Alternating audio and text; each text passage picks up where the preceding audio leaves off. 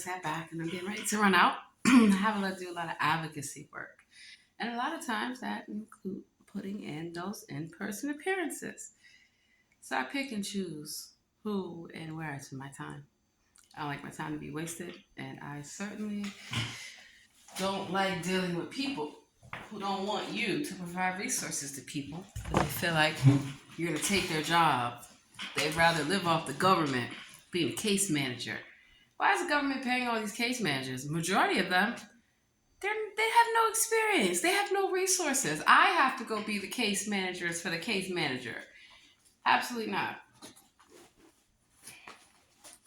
Now, for the ones that tell me they're new to this, I don't mind helping them and giving them resources. But what I don't like is when these little clients get to lying and saying their case manager is not helping them. Sometimes that is the case, and a lot of times it's not. And that's why I investigate like I did today. Clients are telling me they can't get food. They don't know where to get a hot meal. Bullshit. Now, there are some places that I do not send my clients to because I know how they'll be treated. Because when I take them, they try running their mouth to me, and I'm not the one. That's why I pull out my phone and record them. Last thing I need is people filing complaints upon me. Well, one thing I tell people, let me tell you something. I never stop anyone filing a complaint on me at any time. You want to file here, go right here. Office of Police Complaints, 1400 I Street Northwest, Washington, D.C., Suite 700. Get you some help. Get you the help that you need. But what you're not going to do is think I'm going to be worried about a damn complaint. File whatever you need to file. One thing most officers will tell you is that you have a review board, internal affairs. And a lot of times you need to investigate internal affairs. You can't always trust the police to investigate themselves, like you can't trust lawyers and judges and doctors to investigate themselves. So I got a number of different resources. And what I do, I go downstairs and I make copies of these.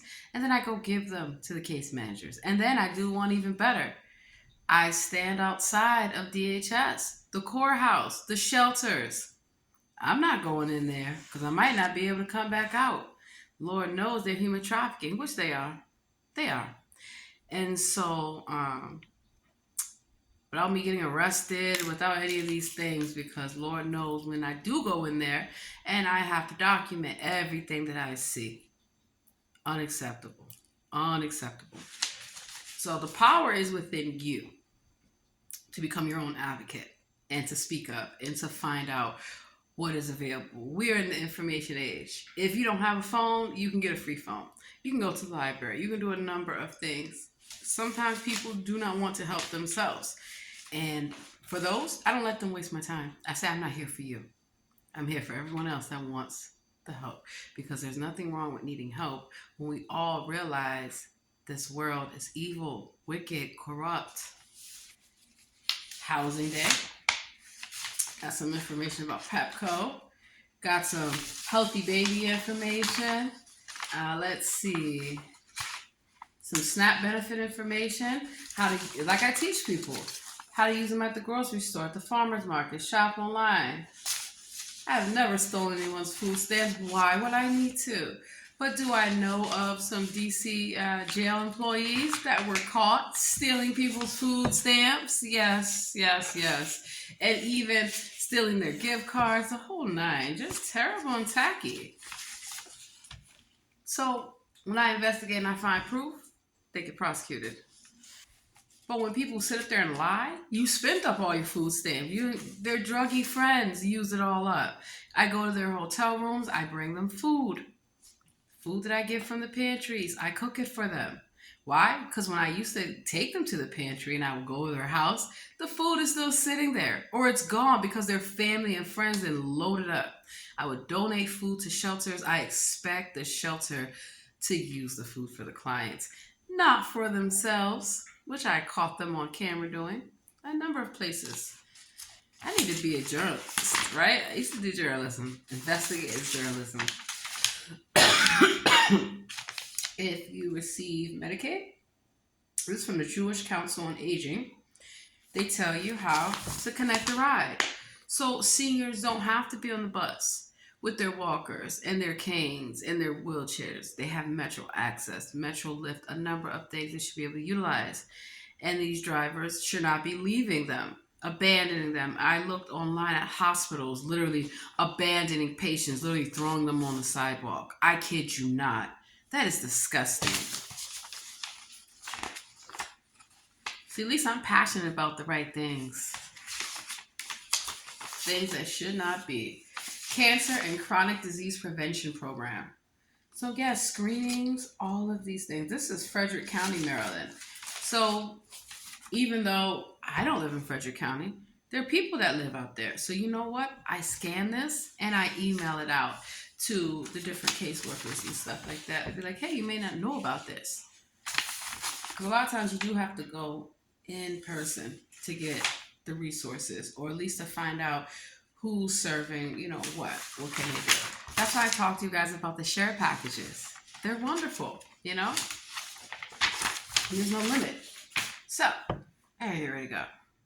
But the power is within the people. There's 211 San Diego, 211 Baltimore, 211 Maryland. There's a lot of different 211s. And that's why I talk about 211, the real 211. Not these wannabe gangsters who run around talking about 211, because these individuals, 211 Orange County Act, busted them. They're telling people, I'll tell you this real quick, they have a lot of homeless in California because people keep coming. It's expensive. They don't leave. They can't even get home. They come to Hollywood looking to make it big, and it's just not going to happen. Because unless you're willing to sell your soul, be a sex offender, do a lot of disgusting, immoral things, because they're going to own you and they're going to hold it over your head.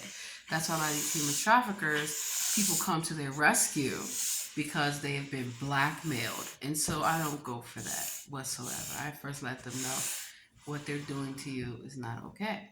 And human traffickers like Muriel Bowser, the mayor of DC, like the former mayor, Adrian Fenty, they like people to suffer. They don't want to help people. They like to fire people.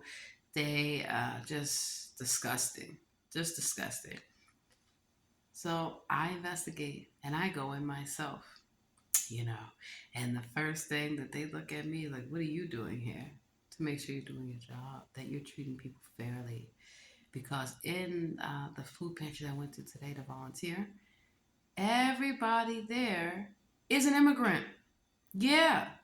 And so nobody is better than anyone, particularly when it's not your country. So I'm not going to have people doing this. Absolutely not. And this one volunteer is just like way, way inappropriate. And I know if I felt a certain kind of way. And yeah, believe it or not, women can be human traffickers. It's just not a good thing. So I caught another human trafficker at it was a drop-in center for people to get showers and things like that and get food. What are they doing going in the bathroom harassing the women who are trying to shower? Absolutely not. I went up in there real fast. You better get the fuck out of here. You're not stalking, harassing these women. They're here to take showers. You're not even homeless. You're a fucking human trafficker. That's how I bust them. Pretending to be homeless, pretending to be drug patients, pretending to be mental health patients, so they can get in there and abuse people that are already vulnerable. And most of the time, if they speak out, they will not be believed. Because the first thing the person's going to point to, oh no, they're homeless. Look at the cost of living in this country. There are a lot of homeless. There are people that are literally packing, living together in one bedroom.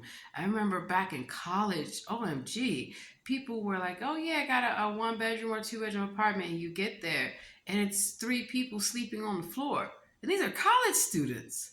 Hell no. I'm gonna get y'all some air mattresses and some sleeping bags until we can get y'all some furniture. This is unacceptable. So it's not just the elderly, it's not just the veterans, it's a lot of these young people. They have no reality of how much it costs to survive because they're told, go be an influencer. You must have this, you must have that. No, you don't.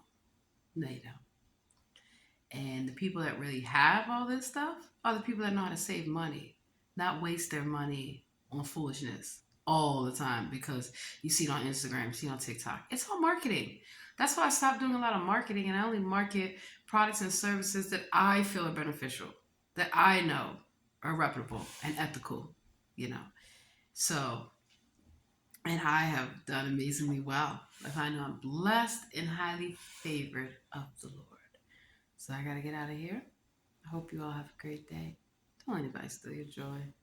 And do not let the mayor, who should not be the mayor, Mayor Bowser, steal your food stamps, steal services, whatever, because they're doing it. So I want to give a special shout out to DC Council. I want to give a special shout out to all the groups that stood up for everyone. Please continue to do so. Please continue to hold the mayor accountable. I personally feel y'all need to get the mayor up out of there. Sue them, recall them, whatever the case may be. Get them out of there because they have no business. The third term. How many terms does DC need to suffer before they realize? And then, don't be mad at me because I'm in Maryland and Virginia doing the same kind of work because I'm going to go wherever I am needed, wherever people and governments and wherever say they want help. I help them realize the difference between people that are scamming them, going up and saying they need this, they did not. Didn't they help you? They did. They helped you last year, so you're going to get help once a year. And if a person has to keep coming back to apply for rental assistance, well, then we need to look at a better way to not have them just be dependent upon short-term temporary programs because, as you know, a lot of these programs are only temporary. They're not supposed to last forever. And you have a lot of folk who just say, hey, I'm never going to work. Okay, you can have that philosophy if you want to. How are you going to retire? What are you going to live off of? What are you going to pass down to your children and your grandchildren? If you're not able to work, you should be compensated. Your basic living rights should be automatically taken care of. Food and shelter are, in closing, basic human rights. So I feel as though rather than continuously build these shelters, which are for profit like prisons, why not build healing centers? So that's why I'm going to study to get my realtor's license so I can buy homes and property under my LLC. And I can get all these lovely business people and corporations and stuff that I work with to pay for the services directly. I don't need the money. So I always tell people, when I do charity work, that's it on many boards, I don't need money, okay? What I prefer you to do is provide the direct services, And so, how they make wish lists of what they want. You should be able to give an account what you want the money for. If you say you need hygiene packs, I used to work for L'Oreal, Benefits Cosmetics, all these places, representing them. I have no problem picking up the phone. Hey, I need some samples. I need some kits. And a lot of times these companies, like someone was showing online with Bath and Body, they just throw this stuff away, And so you're able to utilize that before you throw out these items because now they make it so you can't donate them. They don't want to be sued. But if the product is not expired, then you can use it. A lot of companies like Panera and stuff like that, they take their stuff and they give it to the place for the shelters, right? Well, you'd be surprised it doesn't even go to them. I have caught them when I worked with Panera and even with a lot of companies where they would take the food, the staff, and eat it in front of the residents. You know how quick I went and snatched them damn bags out their fucking hands? So I said, you will not be doing this. And they want to fight. You want to fight? You want to rumble in the street? You want to rumble out here on K Street, bitch? You want to rumble on North Capitol, bitch? Let's do it. And I don't even have to wrestle on the ground with these idiots and whoop their ass. The homeless do it. Then I send the police to go do it. You know why? Because you have no business stealing. Stealing from people who need things. Trying to force them to have sex with you for some services that they should already be getting. That's what I call Charlene Reed doing. The case manager at the DC jail. I wonder if they're still working there. Probably, because Quincy L. Booth loves a prostitute. Because he's one.